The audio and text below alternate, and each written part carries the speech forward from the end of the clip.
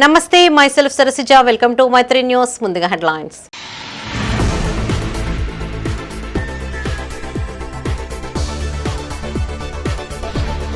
మార్చి 14న అంజన్న ఆశీర్వాద యాత్ర. బండి సంజయ్ నేతృత్వంలో కొండగట్టుకు పయనం.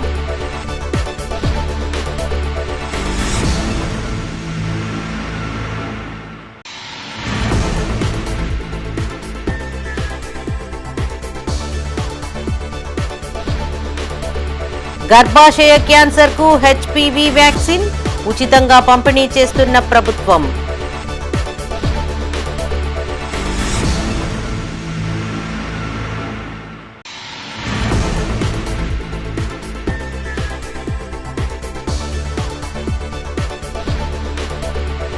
ఘనంగా జ్యోతిబా పూలే వర్ధంతి.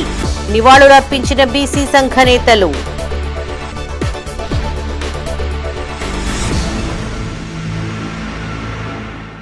ఇక వార్తల్లోని వివరాలు. కరీంనగర్ కార్పొరేషన్ సర్పంచ్ ఎన్నికల్లో బీజేపీ విజయం సాధించడంతో కేంద్ర మంత్రి బండి సంజయ్ ఆశీర్వాద యాత్ర చేపట్టనున్నారు. మార్చి 14వ తేదీన అంజన్న ఆశీర్వాద యాత్ర పేరిట కరీంనగర్ నుండి కొండగట్టుకు పాదయాత్రగా వెళ్లనున్నారు. పార్లమెంట్ నియోజకవర్గ పరిధిలో నూతనంగా ఎన్నికైన ప్రజా ప్రతినిధులతో కలిసి కొండగట్టు అంజన్న ఆలయానికి కాలినడకన వెళ్లి మొక్కులు తీర్చుకునేందుకు బండి సంజయ్ సిద్దమయ్యారు. ఇటీవల జరిగిన మున్సిపల్ ఎన్నికల్లో కరీంనగర్ మేయర్ పదవిని బీజేపీ గెలుచుకుంటే కొండగట్టు అంజన్న ఆలయానికి పాదయాత్ర చేస్తానని బండి సంజయ్ ప్రకటించారు. దీంతో ఈ మహాపాదయాత్రకు అంజన్న ఆశీర్వాద యాత్రగా నామకరణం చేశారు. 14న ఉదయం 7 గంటలకు కరీంనగర్లోని మహాశక్తి ఆలయం నుంచి పాదయాత్ర ప్రారంభమవుతుంది. రేకుర్తి, కొత్తపల్లి, గంగాధర, కొడిమ్యాల, మల్యాల వీధుగా సుమారు 40 కిలోమీటర్ల మేర కాలినడక అంజన్న ఆలయానికి చేరుకుని మొక్కులు తీర్చుకుంటారు. కరీంనగర్ పార్లమెంటు పరిధిలో నూతనంగా ఎన్నికైన సర్పంచ్లు, ఉప సర్పంచ్లు, వార్డు సభ్యులు, కౌన్సిలర్లు, కార్పొరేటర్లు, మేయర్, డిప్యూటీ మేయర్తో పాటు దాదాపు 10,000 మంది కార్యకర్తలు పాదయాత్రలో పాల్గొనే అవకాశం ఉంది. పాదయాత్ర విజయవంతానికి డాక్టర్ గంగిడి మనోహర్ రెడ్డి ఆధ్వర్యంలో ప్రత్యేక కమిటీ ఏర్పాటు చేశారు.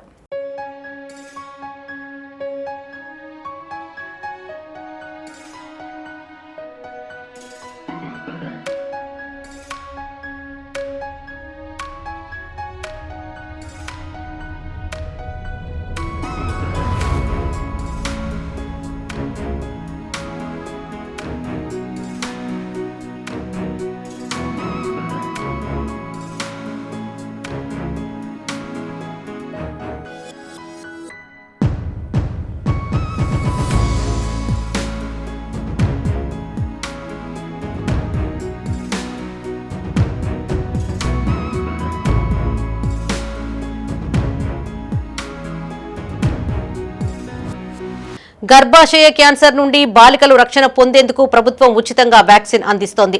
ఈ వ్యాక్సిన్ కు 15 సంవత్సరాల బాలికలు మాత్రమే అర్హులుగా నిర్ణయించింది. ఇందుకుగాను కరీంనగర్లోని ప్రభుత్వ ఆసుపత్రిలో ప్రత్యేక కౌంటర్ను ఏర్పాటు చేశారు. ఇట్టి అవకాశాన్ని సద్వినియోగం చేసుకోవాలని వైద్యులు సూచిస్తున్నారు. ప్రభుత్వం అందిస్తున్న హెచ్పివి వ్యాక్సిన్ పై మైత్రి ఛానల్ అందిస్తున్న ప్రత్యేక కథనం ఇప్పుడు చూద్దాం.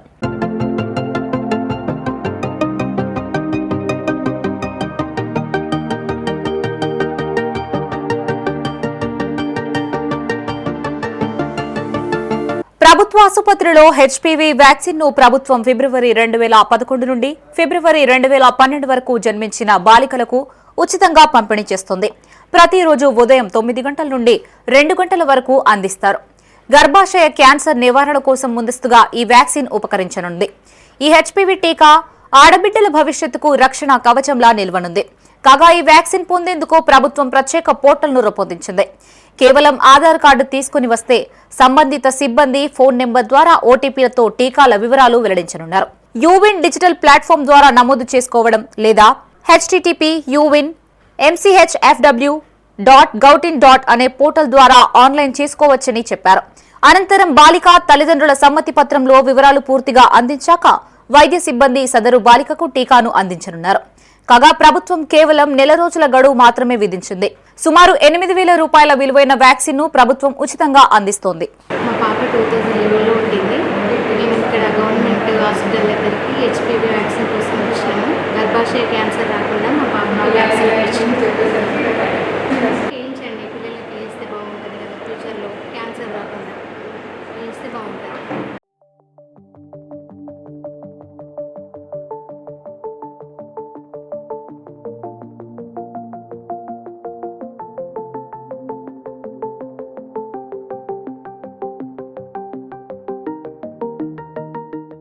మార్చి 8వ తేదీ నుండి హెచ్పీవీ వ్యాక్సిన్ ప్రారంభమయ్యిందని, ప్రస్తుత ప్రభుత్వం కేవలం నెల రోజుల పాటు మాత్రమే అవకాశం కల్పించిందని వైద్యులు తెలిపారు.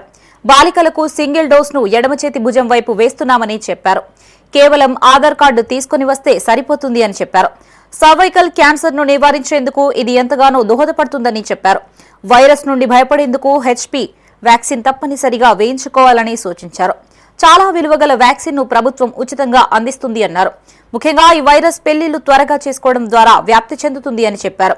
ప్రభుత్వం అందిస్తున్న ఈ సదవకాశాన్ని బాలికలు సద్వినియోగం చేసుకోవాలని సూచించారు. మనకి ఇక్కడ మార్చి 8 నుండి హెచ్పీవీ వ్యాక్సినేషన్ ప్రోగ్రామ్ స్టార్ట్ అయిందండి. 2011 ఫిబ్రవరి టు 2012 ఫిబ్రవరి ఎలిజిబిలిటీ ఉన్న అమ్మాయిలకి ఎక్స్క్లూజివ్గా ఇవ్వడం జరుగుతుందండి 1 మంత్ ప్రోగ్రామ్. దాని తర్వాత ఈ వ్యాక్సినేషన్ ప్రోగ్రామ్ని రెగ్యులర్ ఆర్గనైజేషన్లో మెర్జ్ చేస్తామని. సింగిల్ డోస్ ఎడమ చేయి భుజం వైపు ఇస్తామండి. దీనికి ఎలిజిబిలిటీ ప్రకారం ఆ డేట్ ప్రకారం మనకి ఆధార్ కార్డ్ డేట్ చూసుకొని వస్తే ఆ ఫిబ్రవరి టు ఫిబ్రవరి చూసుకొని ఇస్తాము. సింగిల్ డోస్ మాత్రమే 0.5 ml.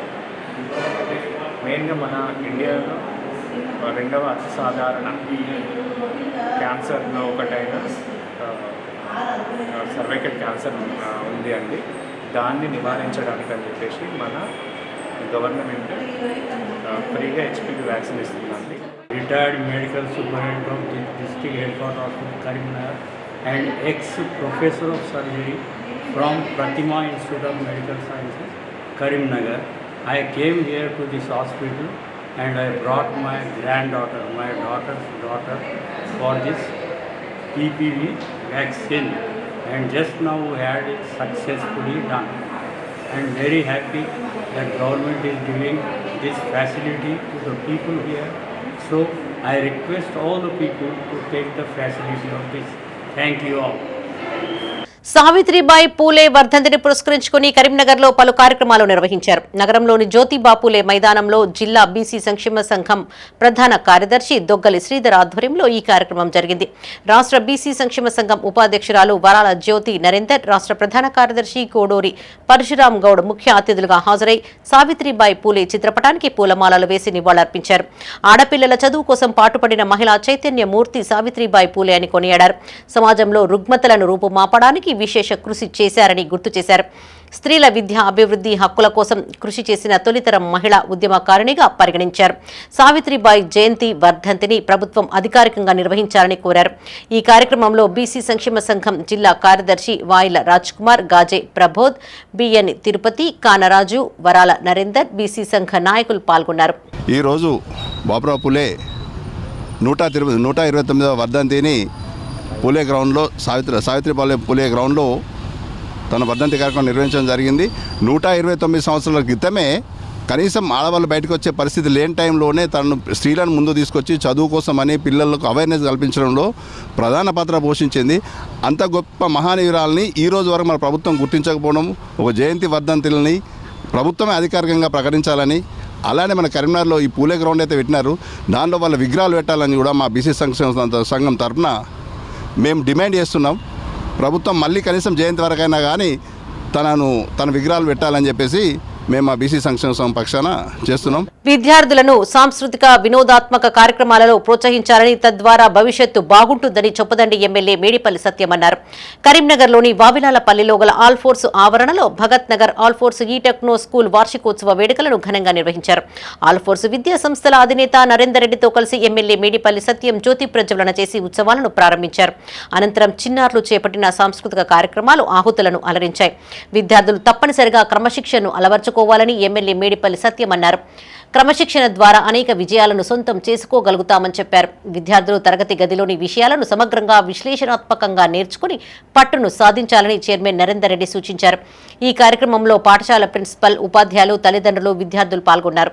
3 దశాబ్దాలకు పైగా 36 సంవత్సరాలుగా ఆల్ఫోర్స్ విద్యా సంస్థలు స్థాపించి ఎంతోమంది విద్యార్థులను ఇంజనీర్లుగా, డాక్టర్లుగా, ఐఐటిఎన్స్గా, ఐఎంఎంలో, అదేవిధంగా వివిధ దేశాల్లో, ఖండాల్లో హైయెస్ట్ పొజిషన్లో ఆల్ఫోర్స్లో చదివినటువంటి విద్యార్థులు ఉండడం, గతంలో ఆల్ ఫోర్ స్థాపించినప్పుడు ఆంధ్రాకు సంబంధించినటువంటి కార్పొరేట్ విద్యా సంస్థలు ఎంత పోటీ ఉన్నా కూడా తట్టుకొని నిలబడడం అంటే అది మామూలు విషయం కాదు. ఆంధ్ర కార్పొరేట్ కళాశాలలకు పాఠశాలలకు ధీటుగా కరీంనగర్లో స్థాపించి సో ఇప్పటి వరకు ప్రిన్సిపల్ రిపోర్టు చూస్తున్నారు, మీకు స్క్రీన్ మీద చూపించాం. ఫస్ట్ టైం చాలా క్లారిటీగా. ఆల్ ఫోర్స్ ఎప్పుడు కూడా ఓన్లీ ఒక చదువునే ప్రామాణికంగా తీసుకోదు, మార్కులనే ఒక ప్రామాణికంగా తీసుకోదు.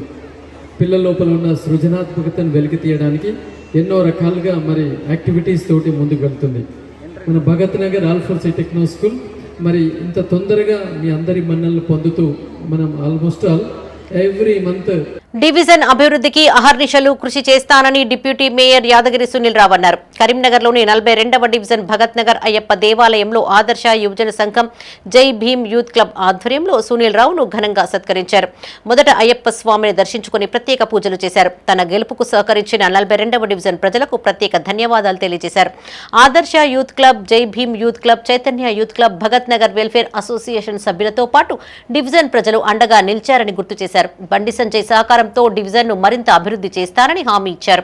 ఈ కార్యక్రమంలో ఆదర్శ యూత్ క్లబ్ సభ్యులు డొంకిని జయరాం, సోడే ధనరాజ్, సోమిడి మల్లేశం, బాబు, జై భీమ్ యూత్ సభ్యులు అరికిల్ల శంకర్, దాసరి రమేష్, అరుణ్ కుమార్, శ్రీను పాల్గొన్నారు.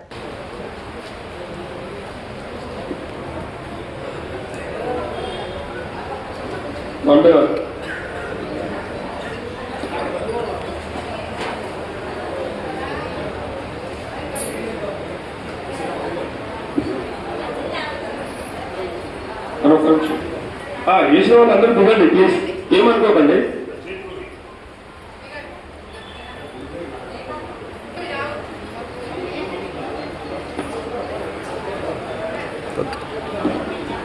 అట్లా దయచేసి ప్లీజ్ ఏమనుకోకండి అన్న. ఒకటే మీరు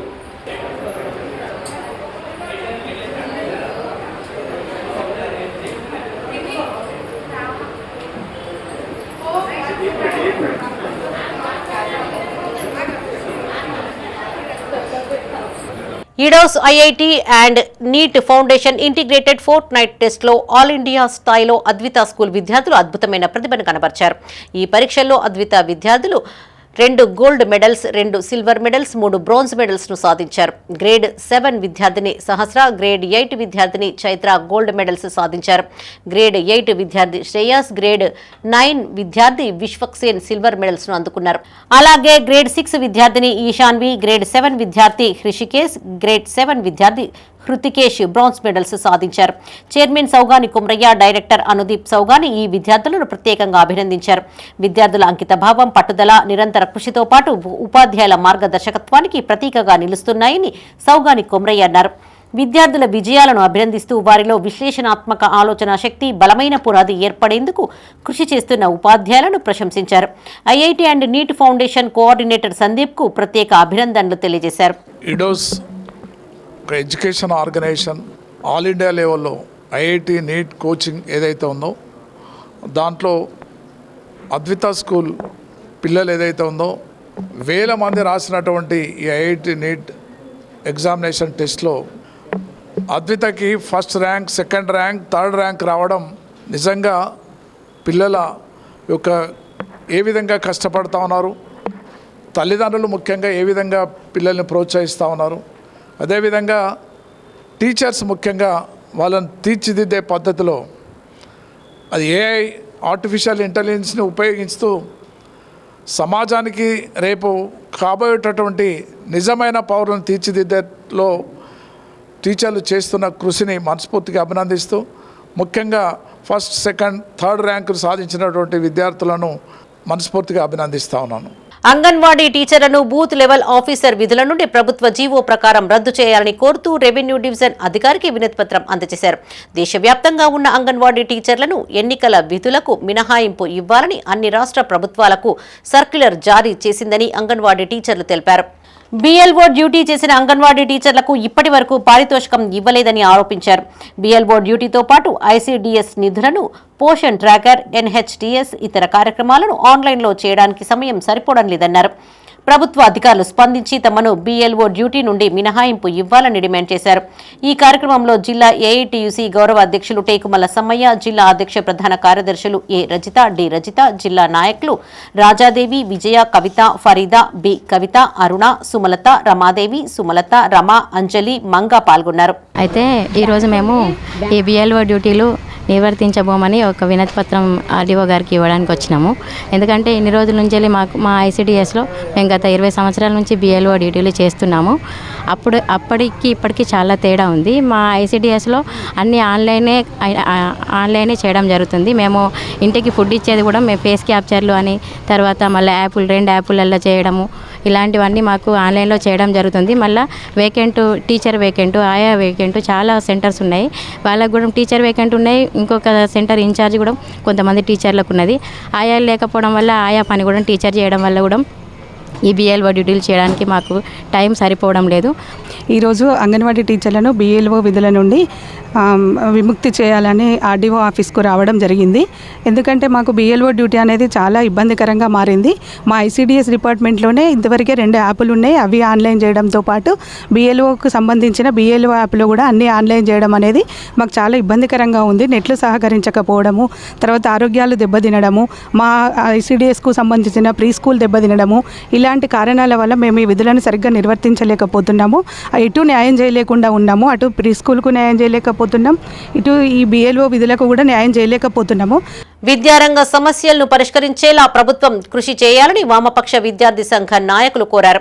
కరీంనగర్లోని వాగేశ్వరి డిగ్రీ కళాశాలలో ఎస్ఎఫ్ఐ ఆధ్వర్యంలో రౌండ్ టేబుల్ సమావేశం నిర్వహించారు. ఎస్ఎఫ్ఐ జిల్లా కార్యదర్శి గజ్జల శ్రీకాంత్, ఏఐఎస్ఎఫ్ జిల్లా కార్యదర్శి మచ్చ రమేష్, పీడీఎస్యు ఉమ్మడి జిల్లా అధ్యక్షులు కుమార్, పీడీఎస్యు అధ్యక్షులు రత్నం రమేష్, ఏఎస్ఐబి జిల్లా కార్యదర్శి అతికం రాజశేఖర్, ఎంఎస్ఎఫ్ జిల్లా అధ్యక్షులు నవీన్ హాజరయ్యారు. రాష్ట్ర బడ్జెట్లో విద్యారంగానికి 30% నిధులు కేటాయించాలని వామపక్ష నాయకులు డిమాండ్ చేశారు. అలాగే విద్యార్థుల సమస్యల పరిష్కారానికై విద్యాశాఖ మంత్రిని నియమించాలన్నారు. తక్షణమే పెండింగ్ బకాయిలను విడుదల చేయాలని డిమాండ్ చేశారు. రాష్ట్రంలో ఖాళీగా ఉన్న ఉపాధ్యాయుల పోస్టులను భర్తీ చేయాలన్నారు. ఈ కార్యక్రమంలో ఎస్ఎఫ్ఐ జిల్లా ఉపాధ్యక్షులు ఈషాక్, వినయ్, సహాయ కార్యదర్శులు భోగేశ్వర్, ఆకాష్, జిల్లా కమిటీ నాయకులు మానస, సుధీర్, నాయకులు సన్నీ, అంజీ పాల్గొన్నారు. ఈరోజు ఎస్ఎఫ్ఐ ఆధ్వర్యంలో రౌండ్ టేబుల్ సమావేశం నిర్వహించడం జరిగింది. ఈ రాష్ట్ర ప్రభుత్వాన్ని మేము ఒకటే కోరుతున్నాం, పెండింగ్లో ఉన్నటువంటి స్కాలర్షిప్లు వెంటనే విడుదల చేయాలి. పెండింగ్లో ఉన్నటువంటి స్కాలర్షిప్లు విడుదల చేయకపోవడం వల్ల పేద మధ్యతరగతి విద్యార్థులు తమ చదువులను మధ్యలో ఆపేసే ప్రమాదం ఉంది కనుక వెంటనే ఈ రాష్ట్ర ప్రభుత్వం పెండింగ్లో ఉన్న స్కాలర్షిప్ ఫీజు రింబర్స్మెంట్ను విడుదల చేయాలి. అదేవిధంగా విద్యాశాఖకు సంబంధించినటువంటి ఇప్పటివరకు కూడా మంత్రి లేకపోవడం చాలా సిగ్గుచేటు. మద్యానికి మంత్రి ఉన్నాడు కానీ విద్యాశాఖకు మంత్రి లేడు కనుక వెంటనే విద్యాశాఖకు కూడా మంత్రిని ఏర్పాటు చేయాలి. అదేవిధంగా విద్యారంగానికి 30% నిధులు కేటాయించాలని మేము డిమాండ్ చేస్తున్నాం. ఈరోజు ఎస్ఎఫ్ఐ కరీంనగర్ జిల్లా కమిటీ ఆధ్వర్యంలో రౌండ్ టేబుల్ సమావేశం వాగేశ్వరి డిగ్రీ కళాశాలలో నిర్వహించడం జరిగింది. దీని యొక్క ముఖ్య ఉద్దేశం పెండింగ్లో ఉన్న స్కాలర్షిప్ ఫీజు రీయింబర్స్మెంట్ విడుదల చేయాలి. అదేవిధంగా ఈరోజు విద్యారంగానికి 30% నిధులు కేటాయించాలి ఈ రాష్ట్రంలో. అదేవిధంగా ఈ రాష్ట్రంలో విద్యార్థి సంఘం ఎన్నికలు నిర్వహించాలని చెప్పేసి, అదేవిధంగా ఈ కరీంనగర్కు తలమానిగా ఉన్న శాతవన్ యూనివర్సిటీకి 100 కోట్లు కేటాయించాలని చెప్పేసి డిమాండ్తో ఈరోజు రౌండ్ టేబుల్ సమావేశం నిర్వహించుకోవడం జరిగింది. ఈ సమావేశం ఈరోజు కనీసం ఈ అసెంబ్లీ సమావేశాలు 16 నుంచి 30 తారీఖు వరకు ఈరోజు నిర్వహిస్తున్న సందర్భంలో ఈరోజు గతంలో కూడా విద్యారంగం పూర్తిగా నిర్వీర్యం చేసే పరిస్థితి ఈ రాష్ట్రంలో ఉంది. కనీసం విద్యారంగానికి తగిన బడ్జెట్ కేటాయించడంలో ఈ రాష్ట్ర ప్రభుత్వం పూర్తిగా ఈరోజు వైఫల్యం చెందుతున్న పరిస్థితి ఉన్నది. ఈరోజు విద్యారంగంలో అనేక సమస్యలు, స్కాలర్షిప్లు రీయింబర్స్మెంట్ రాక విద్యార్థులు అనేక ఇబ్బందులు పడుతున్న పరిస్థితిలో కనీసం విద్యార్థులకు రావాల్సిన స్కాలర్షిప్లు రీయింబర్స్మెంట్లు విడుదల చేయడంలో ఈ ప్రభుత్వం కనీసం చిత్తశుద్ధి లేకుండా వ్యవహరిస్తున్న పరిస్థితి ఈ రాష్ట్రంలో ఉంది. అదేవిధంగా ఈరోజు సంక్షేమ హాస్టల్ కూడా అనేక సమస్యలతో కొట్టుమిట్టాడుతున్న పరిస్థితి ఉన్నది. హుజరాబాద్ ప్రభుత్వ డిగ్రీ కళాశాలకు చెందిన అసోసియేట్ ప్రొఫెసర్ కొత్తిరెడ్డి మల్లారెడ్డికి ప్రొఫెసర్గా పదోన్నతిని కల్పిస్తూ తెలంగాణ ఉన్నత విద్యాశాఖ ఉత్తర్వులను జారీ చేసింది. హుజరాబాద్ డిగ్రీ కాలేజ్ తెలుగు విభాగంలో అసోసియేట్ ప్రొఫెసర్గా పనిచేస్తున్న కొత్తిరెడ్డి మల్లారెడ్డి బోధన, పరిశోధన, సాహిత్య రంగాలలో విశేష సేవలందిస్తున్నారు. పలు జాతీయ, అంతర్జాతీయ సదస్సుల్లో పరిశోధన పత్రాలు సమర్పించడం, పుస్తక రచనలు చేయడం, విద్యార్థుల్లో సృజనాత్మకతను పెంపొందించే కార్యక్రమాలు నిర్వహించడం వంటి అనేక విద్యా సాంస్కృతిక కార్యక్రమాలలో ఆయన కీలక పాత్ర పోషిస్తున్నారు. ఇందుకుగాను కరీంనగర్లోని వాగేశ్వరి డిగ్రీ కళాశాలలో ఆయనకు ఘనంగా సన్మానం చేశారు. భవిష్యత్తులో మరిన్ని పదోన్నతులు పొందాలని పలువురు ఆకాంక్షించారు. ఈ కార్యక్రమంలో వాగేశ్వరి డిగ్రీ కళాశాల principal Gajarla Satish Goud, vice principal Chennamalla Chaitanya, అధ్యాపకులు బోడకుంట రమేష్, ఏబీవీపీ విద్యార్థి నాయకులు నైతం మహేష్, విద్యార్థిని విద్యార్థులు పాల్గొన్నారు.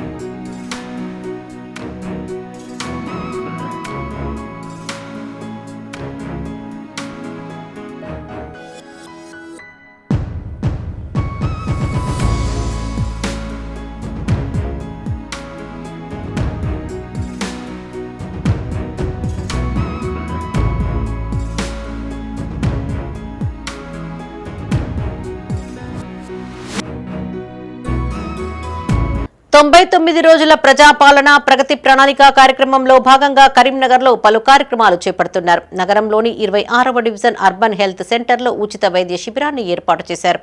కార్పొరేటర్ వైద్యుల అంజన్ కుమార్, మాజీ కార్పొరేటర్ గంటా కళ్యాణి శ్రీనివాసులతో కలిసి శిబిరాన్ని ప్రారంభించారు. మెడికల్ ఆఫీసర్ అలేఖ్య, వైద్యులు భరత్, రవి, మౌనిక, మాధురి, శ్రీలేఖ, శరత్ వైద్య సేవలు అందించారు. ప్రజల సంక్షేమం, సమగ్ర అభివృద్ధిని ప్రధాన లక్ష్యంగా తీసుకుని ప్రజాపాలన ప్రగతి ప్రణాళికను రూపొందించాలని వైద్యుల అంజన్ కుమార్ అన్నారు. 26వ డివిజన్ అభివృద్ధి చెందాలనే ఉద్దేశంతో మౌలిక వసతుల కల్పన, పరిశుభ్రత, ఆరోగ్యం, పర్యావరణ పరిరక్షణ వంటి అంశాలకు ప్రభుత్వం ప్రత్యేక ప్రాధాన్యత ఇస్తుందని తెలిపారు. ఈ కార్యక్రమంలో తిరుమలేష్, శ్రీధర్, ఏఎన్ఎంలు, కాంగ్రెస్ నాయకులు, డివిజన్ ప్రజలు పాల్గొన్నారు.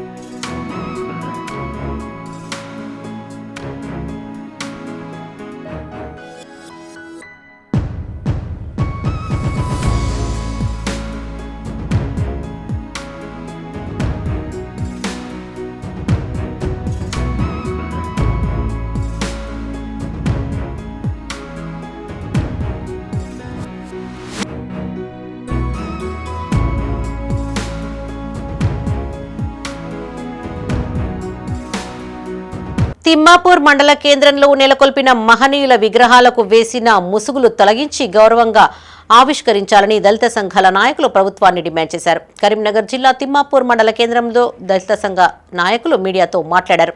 గత కొన్నేళ్లుగా మహనీయుల విగ్రహాలకు ముసుగులు వేసి ఆవిష్కరణ చేయకుండా అవమానిస్తున్నారని బీఆర్ఎస్ నియోజకవర్గ అధికార ప్రతినిధి వంతడ్పుల సంపత్ అన్నారు. రాజ్యాంగం ద్వారా ఎస్సీ రిజర్వేషన్పై గెలిచిన ఎమ్మెల్యే కవ్వంపల్లి సత్యనారాయణ ఈ విగ్రహాలను ఆవిష్కరించకపోవడం అన్యాయమన్నారు.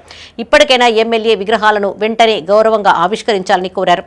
ఈ సమావేశంలో బీఆర్ఎస్ నియోజకవర్గ అధికార ప్రతినిధి వంతడ్పుల సంపత్, బోయిని కుమ్రయ్య, సంకుపట్ల మల్లేశం, వడ్లూరి శంకర్, ఖమ్మం కృష్ణ, బోయిని తిరుపతి, ఆత్మ కమిటీ మాజీ చైర్మన్ పాషం అశోక్ రెడ్డి పాల్గొన్నారు. తిమ్మాపూర్ బస్టాండ్లోని బస్టాండ్ పరిధిలో గత 3 సంవత్సరాల క్రితం ఏర్పాటు చేసినటువంటి మహనీయుల విగ్రహాలైనటువంటి బాబాసాహెబ్ అంబేద్కర్, బాబు జగ్జీవన్రావు విగ్రహాలు ముసుకేసి ఉన్నాయి. మరి వాటిని గౌరవనీయులు పెద్దలు మానకొండూరు మాజీ శాసనసభ్యులు రసమై బాలకిషన్ ఆధ్వర్యంలో నెలకొల్పడం జరిగింది. మరి కొత్తగా వచ్చిన ప్రభుత్వం ఇప్పటి వరకు కూడా 2.5 సంవత్సరాల కూడా నుండి మరి మానకొండూరు ఎమ్మెల్యే అయినటువంటి కవ్వంపల్లి సత్యనారాయణ గారు దాని మీద ఇప్పటి వరకు కూడా ఆయనకు ఎన్నో మార్లు మేము వినతి పత్రాలు చేసినాం, రీల నిరాదీక్షలు చేసినాం.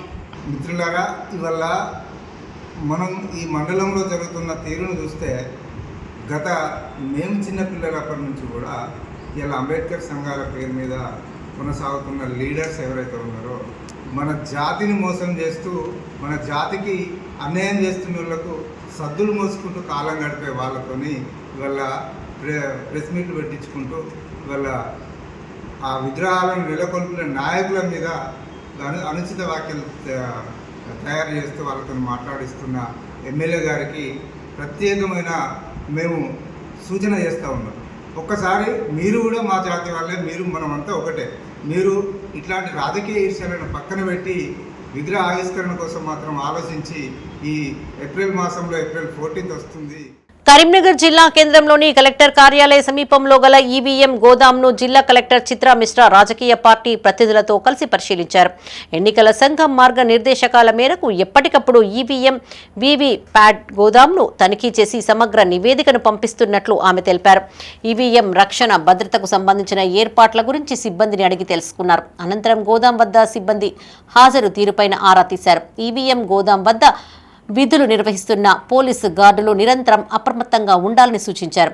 సీసీ ఫుటేజ్ల గదుల పనితీరు ఏర్పాట్లను పర్యవేక్షించారు. ఈ కార్యక్రమంలో additional collector revenue Lakshmi Kiran, RDO Maheshwar, Congress party ప్రతినిధి మడుపు మోహన్, బీఆర్ఎస్ పార్టీ ప్రతినిధి సత్యనేని శ్రీనివాస్, బీజేపీ పార్టీ ప్రతినిధి దేవిశెట్టి నవీన్ కుమార్, టీడీపీ పార్టీ ప్రతినిధి ఎర్రవెల్లి రవీందర్, బీఎస్పీ పార్టీ ప్రతినిధి సిరిసిల్ల అంజయ్య, ఎన్నికల సిబ్బంది పాల్గొన్నారు.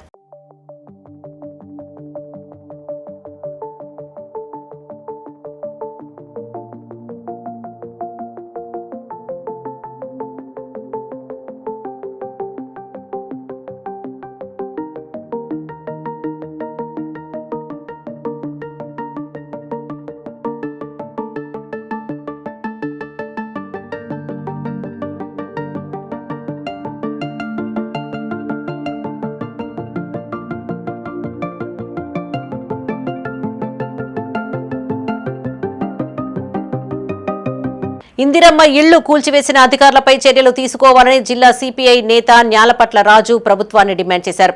కరీంనగర్లోని 58వ డివిజన్ బోయవాడకు చెందిన నిరుపేద మంగకు చెందిన ఇందిరమ్మ ఇంటి స్థలాన్ని సిపిఐ నేత పైడిపల్లి రాజుతో కలిసి సందర్శించారు. ఇందిరమ్మ ఇళ్లు మంజూరు చేసి ప్రజా ప్రతినిధుల అండదండలతో మున్సిపల్ అధికారులు కూల్చివేయడం దారుణమని చెప్పారు. ఎలాంటి నోటీసులు ఇవ్వకుండా డిఆర్ఎఫ్ సిబ్బంది గోడను అన్యాయంగా కూల్చివేశారని న్యాలపట్ల రాజు డిమాండ్ చేశారు. ప్రభుత్వం తక్షణమే స్పందించి తిరిగి ఇందిరమ్మ ఇంటిని నిర్మించి ఇవ్వాలని, లేని యెడల తీవ్రంగా ఉద్యమిస్తామని హెచ్చరించారు. ఈ కార్యక్రమంలో సిపిఐ జిల్లా కౌన్సిల్ సభ్యులు పైడిపల్లి రాజు, బాధితురాలు లైన్ మంగ, లైన్ మల్లేశం, లక్ష్మి పాల్గొన్నారు. నిరుపేద మహిళ వాళ్ళు పథక కులానికి చెందినటువంటి మహిళ, పేద మహిళకు 60 గజాలలో ఇందిరమ్మ ఇండ్లు మంజూరైతే అది చూసి ఓర్వలేని ఒక బడా వ్యాపారి, అతను వెనుక ఉన్నటువంటి అదే సామాజిక వర్గానికి చెందిన ఒక కార్పొరేటర్ కలిసి ఆ గోడ కూల్చివేయడం అత్యంత దారుణం. ఇది ఇటువంటి సంఘటన పైన మున్సిపల్ అధికారులు తక్షణమే విచారణ చేయాలి.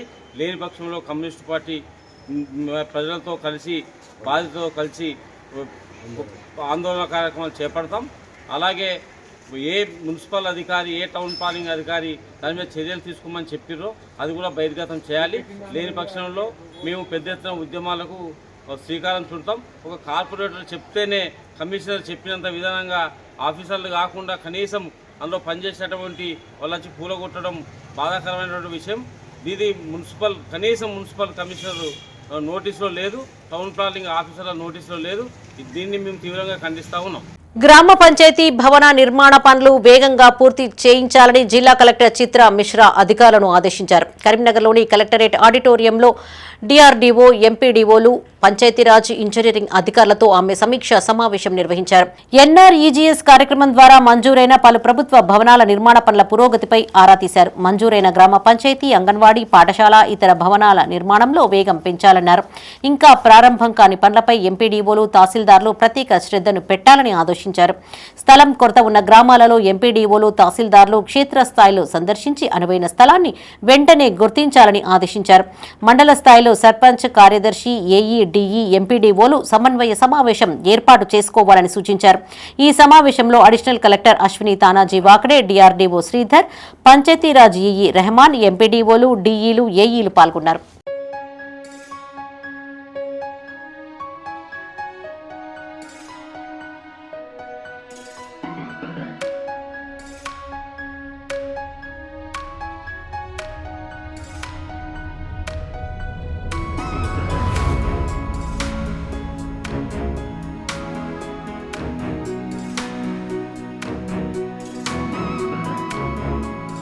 కాంగ్రెస్ ప్రభుత్వం తక్షణమే ఉద్యమకారుల సమస్యలను పరిష్కరించాలని రాష్ట్ర ఉద్యమకారుల ప్రధాన కార్యదర్శి వెంకట మల్లయ్య అన్నారు. హైదరాబాద్లో తలపెట్టిన మిలీనియం మార్చుకు సంబంధించిన బస్సును ఆయన జెండా ఊపి ప్రారంభించారు. గన్ పార్క్లో తెలంగాణ ఉద్యమకారుల జేఏసీ ఆధ్వర్యంలో మిలీనియం మార్చుకు వేలాది మంది తరలివెళ్లారు. ఈ కార్యక్రమంలో వెంకట మల్లయ్యతో పాటు ఉద్యమకారులు పాల్గొన్నారు.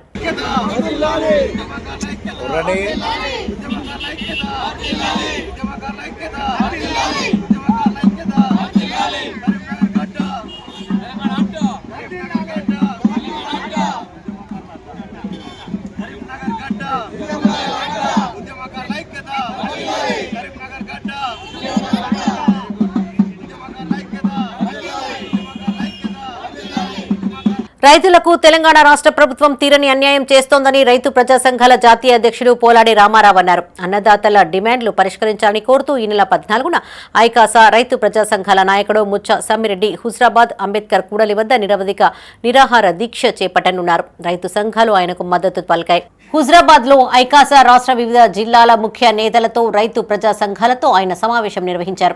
ఈ కార్యక్రమంలో రైతు మిత్ర ప్రజా సంఘాల అధ్యక్షులు గూడూరి స్వామిరెడ్డి, ప్రధాన కార్యదర్శి చందుపట్ల నరసింహారెడ్డి, రైతు సంఘాల నాయకులు, రైతులు పాల్గొన్నారు. ప్రజలకు చైతన్యం తెచ్చినటువంటి బలైన వర్గాలకు చైతన్యం తెచ్చినటువంటి ఈ హుజరాబాద్ ప్రాంత గడ్డ మీద ఈరోజు ఇక్కడ రైతు ప్రజా సంఘాల తరఫున ఇక్కడ సమావేశమైనాం. ఈ సమావేశం ముఖ్య ఉద్దేశం రైతులకు, దేశానికి అన్నం పెట్టే రైతన్నలకు, చిన్న తీసుకున్నటువంటి పాలకులకు సంతృప్తి కలిగే విధంగా మేము ఆల్రెడీ ప్రకటించినాం. రాష్ట్ర వ్యాప్త రైతు మహాగర్జన సభను ఏప్రిల్ 20న కరీంనగర్ 1,00,000 మందితో నిర్వహించాలని చెప్పి తలపెట్టాలని చెప్పి మేము పెట్టినాం. ముందుగా ఇవి ఈ బులెటిన్ విశేషాలు. మరిన్ని తాజా వార్తలతో మరో బులెటిన్లో మళ్ళీ కలుసుకుందాం. అప్డేట్స్ కోసం చూస్తూనే ఉండండి మైత్రి న్యూస్. మేము లోకల్, మా అడ్డా కరీంనగర్.